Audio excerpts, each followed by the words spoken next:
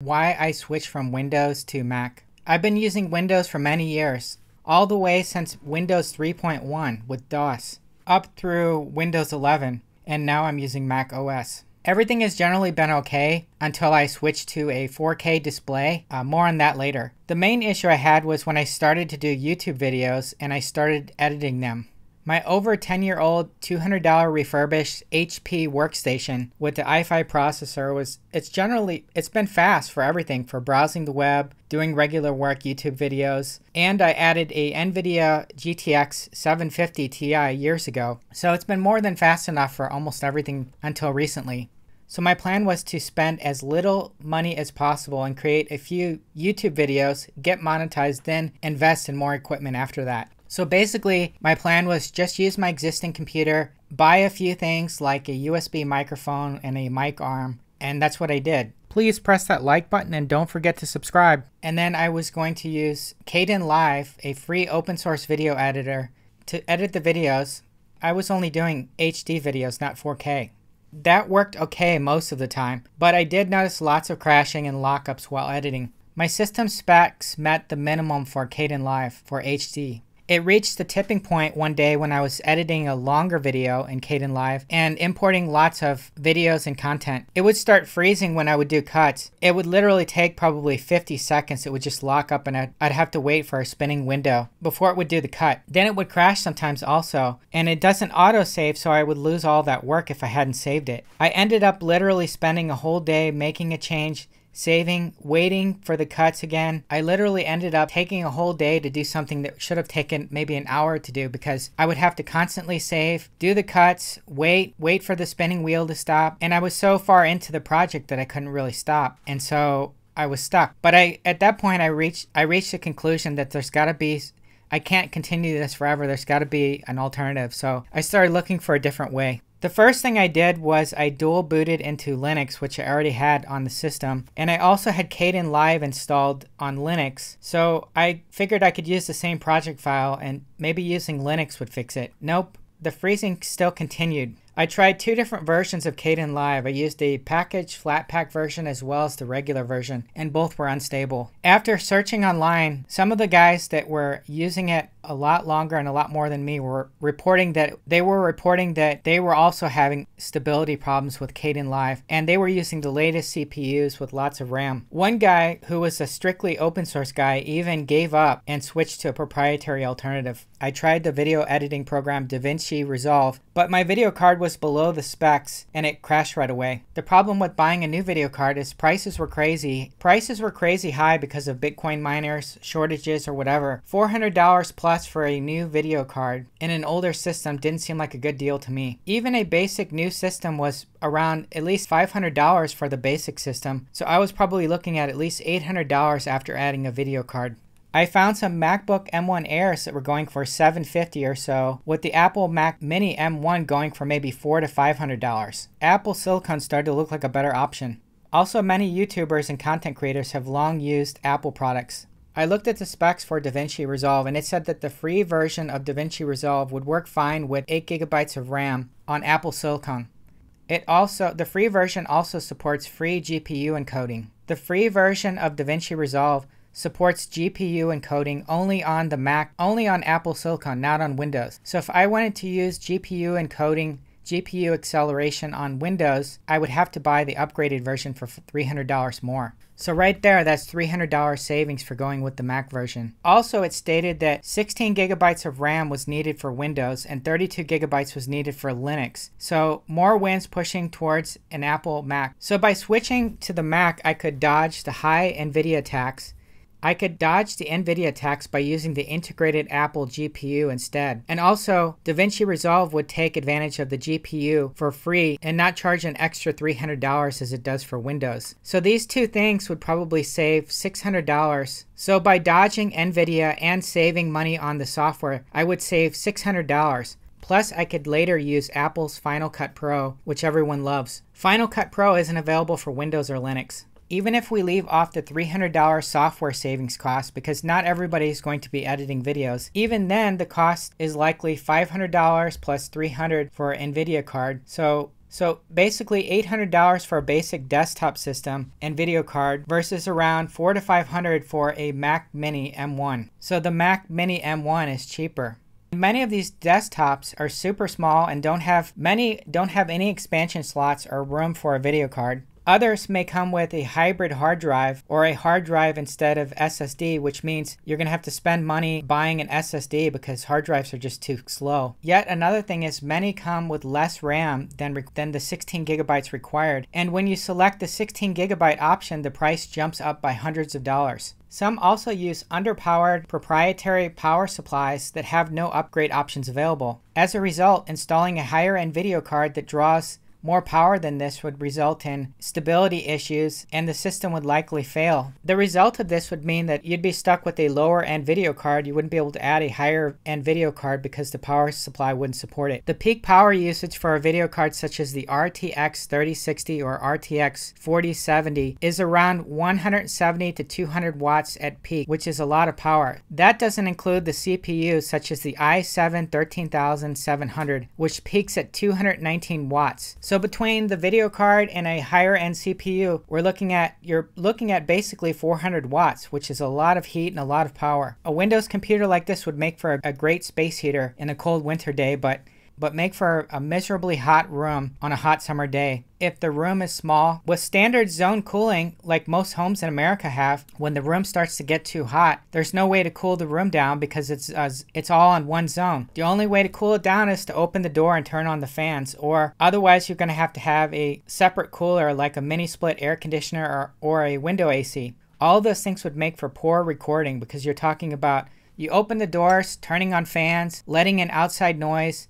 Without all the fan noise and the outside noise, it's not going to be a very good experience for recording. The Mac Mini M1 uses only 7 watts at idle and 39 watts at peak. So even when it's peaked out, it's only using 39 watts. That's very little power. So I ended up buying a used MacBook Air M1 on eBay with the upgraded 512 gigabyte SSD for around $775. So it's roughly $200 to $300 more than the Mac Mini with basically identical performance, but it can only do one single 4K monitor. Everything else, the performance will be basically identical. However, when it's time to upgrade, the resale value is likely going to be much better than an equivalent PC.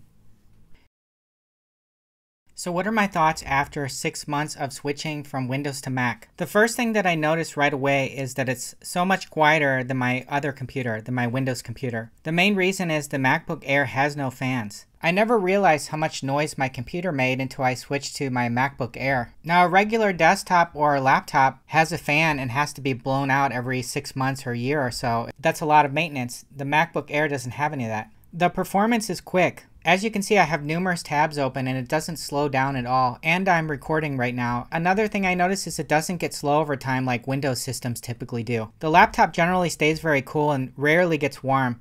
The only time I ever had it get hot was when I did a video conversion and I selected the CPU encoding decoding versus the hardware based one, and it heated up quite a bit then, but I learned my lesson and I don't do that. So other than that, it's been very cool running. My text issues that I had in Windows are completely gone in the Mac. As you can see from this screenshot, all of the text for the desktop icons is a thick font. It's not a narrow font like Windows has. Here you can see the issues here in Windows 11 with font scaling and resizing. The control panel here, the text and icons look very small. You can barely read them. And you open some of the apps and the text is large. And then you open other ones and the text is small. The defrag one, the text is blurry and it's small. You would think that in Windows Notepad the text would display properly, but you can see File Edit and View is not properly shown. Also in the uninstaller you can see that the text is blurry. The uninstall window is very small on this one. macOS renders text on 4K displays even better than in Linux. In KDE I would say it renders about 80% properly. But you do see that the text in Firefox here is a little bit large. However, like Windows, some browsers and applications display stuff too small. Like this browser here showing the text very small. Also, the issue with me not being able to dock the taskbar on the left in Windows 11 is gone in Mac OS because Mac OS has a feature which allows the dock on the left-hand side. As you can see here, my dock is on the left-hand side. I have it hidden so I can maximize my screen real estate. The The Mac OS system settings or control panel is very intuitive. The system settings area is very clean, well organized, and not overly wordy like Windows 11 is. And the icons and text are very clear and easy to read. Also, the drop-down settings area at the top is very intuitive and very easy to use, very much like a smartphone. Another thing I like about Mac OS is it doesn't require antivirus. Unlike Windows, Mac OS doesn't send warnings if the firewall's turned off, and it also doesn't force real-time virus scanning on you like Windows does. In fact, there is no antivirus for Mac OS, so that means the system runs much quicker. I also like the launchpad better than the Windows 11 start menu. The icons are well laid out and symmetrical, more so than Windows 11, and it does have the search at the top, which allows you to quickly find what you're looking for. I also like the software updates on Mac OS better than Windows 11 and Windows 10. The updates are less obtrusive, and generally the updates hide more in the background versus Windows, but you can adjust it a little bit. A lot of times updates are available for Mac OS, but they're hiding in the background. What are some of my dislikes of Mac OS? My biggest complaint is that there's no snap the window to left or right like Windows has. So I have two windows open here. If I move it all the way to the left, in Windows it shakes and it'll split the windows, but in Mac OS it does nothing. The only solution I found is I installed this app called Rectangle. It gives similar functionality to what Windows has so that you can split the screen. So for example, when I open this now, it says tile the window to the left screen. I can select this, and then when I click the one on the right, it automatically splits it. So if you're analyzing data and you want to copy and paste, it makes it much easier. Probably the second thing that I dislike most about my MacBook, it takes a long time to wake up from sleep. So I move the cursor and I start typing on my keyboard, and sometimes it feels like I have to do that for a minute or two before it wakes up, whereas with my Windows computer it's very quick. When I first got this computer, the issue was much worse.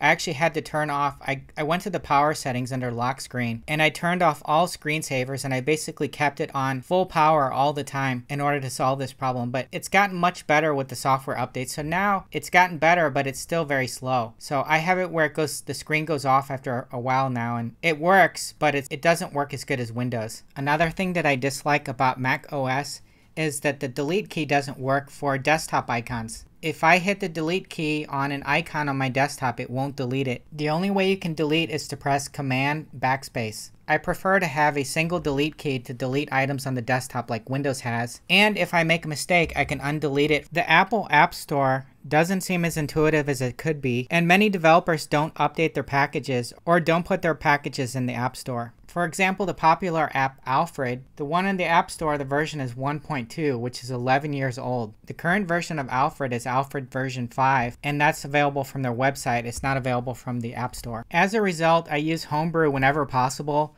to install all of the applications. Most of the applications are available from Homebrew. So for example, to install Firefox, all I have to do to install Firefox is to type this info here. So you can just copy and paste this and it'll auto install it. So all I have to do is type brew list to see all the packages that I have installed. These are all the packages I have installed. And to update, all I have to do is type brew update. That's it. It's all updated. Another issue that I had with Mac OS is that the printer driver for my Zebra label printer would produce jagged barcodes.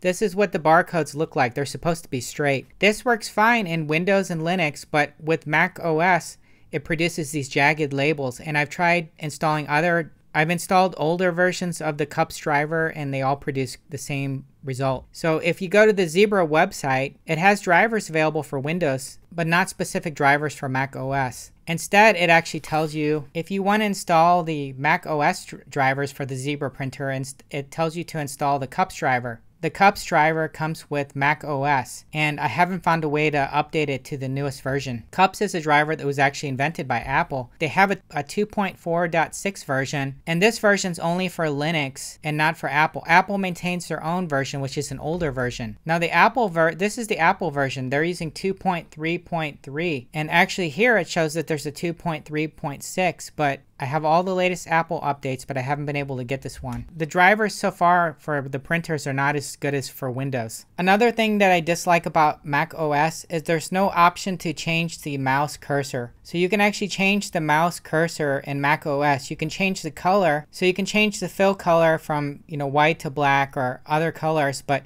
you can't actually do a custom shape. So with Windows and Linux, You can use modern cursors, all different colors, different shapes. Not with macOS. This cursor is the same cursor that has been around for 30 or 40 years, so I would like to see the ability to change to a modern cursor, not this one that's like 30 or 40 years old that everyone uses. In summary, Apple Macs have never been this cheap. Macs have always cost more than Windows computers in the past. Macs have always been more expensive than Windows-based PCs. This, I think, is the only time in history that I can remember that Macs are actually more affordable than Windows computers. Macs are a very competitive option now for a lot of people. Now, an entry-level Mac is not going to be able to compete as far as high-end performance for a high-end Windows computer. However, the entry-level and the mid-level, they're very competitive. I think once you weigh all the options, the Apple Mac is good for a lot of people. Thanks for watching. Show that you like this video by pressing that like button. Also, don't forget to subscribe and press that notification bell.